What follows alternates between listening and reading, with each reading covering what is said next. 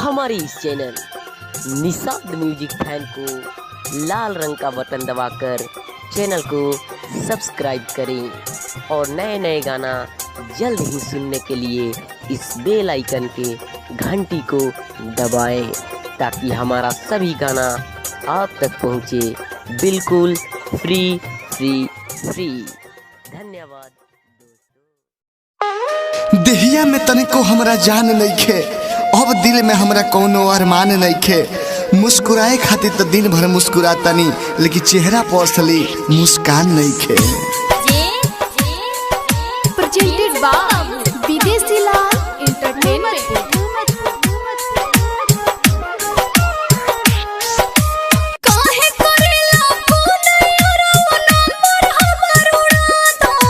अरे हर जाई, तू वादा कइले रहलू कि ससुरा में जाएब तो वहुच तरह के बुलाएब और फोन से बतियाएब। सब भुला गइलू, सब भुला गइलू।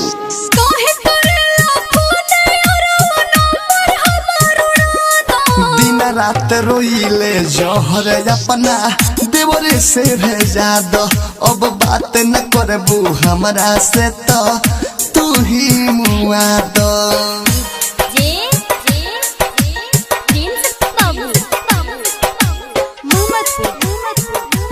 प्रेजेंटेड बाय विदेशी लाल एंटरटेनमेंट रिकॉर्डिंग स्टूडियो जादवपुर। जान जाई मोर भतर जानू मार के हमके मुआ दे हो। जन्म जन्म के कहल वादा कैसे आज भुला दी हो। क्रिया खा के कहो तानी फोन करबो त मर जाइबो। तुहरा कुछु कहर से पहले हम ही कुछु कर जाइबो। हो गइल शादी सुनो यारो हमरा के तू भुला दा। अरे कैसे भुला जाई हम तहरा के। अरे तोरा के हम जन्म जन्म तक प्यार करे के वादा कइले बनी, तारा संगे जिए मरे के वादा कइले बनी। वो हम कैसे भूल जाई, कैसे भूल जाई। हो गइल शादी सुनो यारो हमरा के तू भुला दा। दिन रात रोइले जहर अपना देवरे से भेजा दो। अब बात न करबू हमरा से तो तू ही मुआ दो।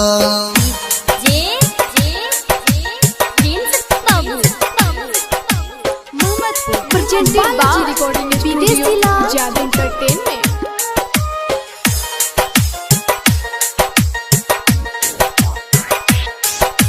कसहो पियवा के समझा के घर बसवले पानी हो। एको बिर ना पूछलू हो कि हम कैसे जियतानी हो। तू अपन घर बसाला हमरो के अब जिए दो। दुर्गेश बेदर्दी से जहर भेजा दो, जहर अब तो पिए दो।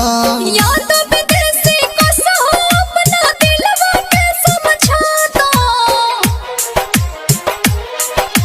याद विदेशी कसहो अपना दिल के तू समझा दो। दिन रात रोइले जहर अपना देवरे से भेजा दो। अब बात न करबू हमरा से तो तू ही मुआ दो।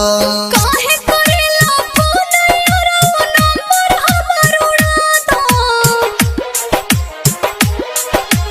काहे करेला फोन यारो नंबर हमर उड़ा दो। दिन रात रोइले जहर अपना देवरे से भेजा दो। अब बात न करबू हमरा से तो तू ही मुआ दो। Balaji recording studio Jadavpur.